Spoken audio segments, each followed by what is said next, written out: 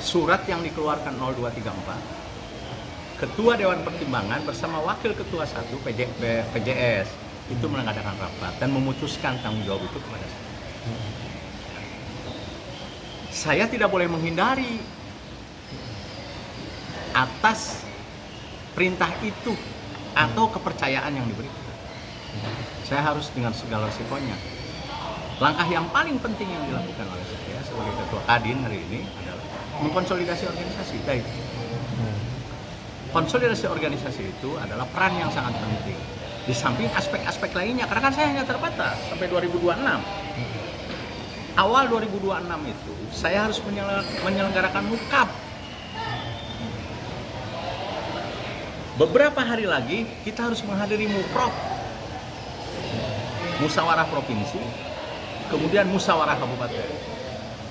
Di tengah-tengah itu kita harus menunggu dinamika Kadin Pusat terkait dengan kepemimpinan setelah pelantikan Bapak Presiden Prabowo Subianto. Untuk konteks Kadin Pusat, saya menunggu informasi yang akan dikeluarkan oleh Kadin Provinsi. Jadi hanya 3 langkah itu yang paling penting. Di tengah-tengah itu kita harus melakukan pembinaan-pembinaan kepada anggota-anggota yang telah terdaftar di masa kepengurusan sebelum Pak Ketua Padel Jamanhuri. Penilaian saya terhadap kinerja yang telah dilakukan oleh kepengurusan dalam hal ini oleh Pak Padel Jamanhuri, saya kira saya harus melanjutkan apa yang menjadi sesuatu yang telah dikerjakannya. Walaupun ada beberapa hal yang harus saya lakukan penyempurnaan itu saja. Jadi salah satunya setelah SK ini diterima, kita harus sinergi dengan pemerintah daerah. Maka saya kemarin datang menemui PJS Bupati Kepala Daerah. Kemudian setelah itu, walaupun belum ketemu tatap muka langsung, kita mau ketemu Pak Sekda. Artinya ini yang menjadi prioritas utama. Kemudian setelah itu muprop. Karena kalau tidak salah tanggal 15 Oktober penyelenggara muprop musyawarah provinsi ya akan dilaksanakan. Kami akan menghadiri itu dengan penuh tanggung jawab. Jadi itu yang paling penting. Walaupun tanggal muprop ini kita tunggu dinamika berikutnya. Saya kira itu. Tadi kan yang Ketua bahas terkait dengan teknis yang internal ya. Ya. Nah, untuk para pengusahanya sendiri, Kamar Dagang Indonesia kan sangat erat kaitannya untuk dinamika perekonomian di Kabupaten Karawang ya tentunya ya. Nah, tentunya kinerja ketua sebelumnya juga kan pasti ada positif negatifnya terkait hal itu kan kita tidak mau membahas lah.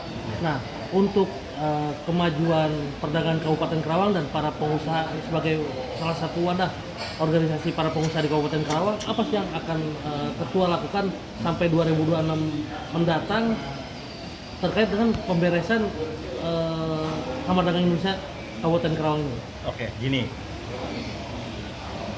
Mengapa kami harus lebih dahulu mendatangi pemerintah daerah?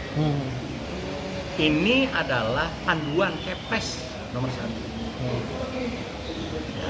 Yang kedua, ada 3 tugas dari pemerintah daerah. Pertama, menciptakan masyarakat sipil yang tertib. Yang kedua, menciptakan sistem birokrasi yang profesional. Nah, yang ketiga, mendorong pertumbuhan ekonomi. Di sini peran Kadin. Betul nggak? Nah, ini tidak sedikit variabelnya, banyak sekali. Ada Apindo, ada UMKM, ada instrumen-instrumen lainnya. Nah, di tengah-tengah suasana itu, sampai 2026, ya kami jelas akan melakukan inventarisasi data terlebih dahulu. Kami akan melihat apa yang dapat kami dampingi kepada anggota-anggota kami dari data-data yang ada. Pokoknya tugas-tugas administratif itu akan kami atur di dalam sistem tata kerja yang akan kami lakukan. Okay. Terakhir, Ya, harapan tentulah pasti yang lebih baik untuk Kabupaten Karawang. Pesan bagi masyarakat Kabupaten Karawang, khususnya bagi yang saat ini masih terkaget-kaget dengan adanya dinamika di internal Kadin ini ya, pesan dari ketua atau pejabat ketua Kadin Kabupaten Karawang sendiri bagi yang belum paham khususnya seperti apa? Begini, persoalan itu wajar. Ini organisasi, dinamisasi kan selalu ada.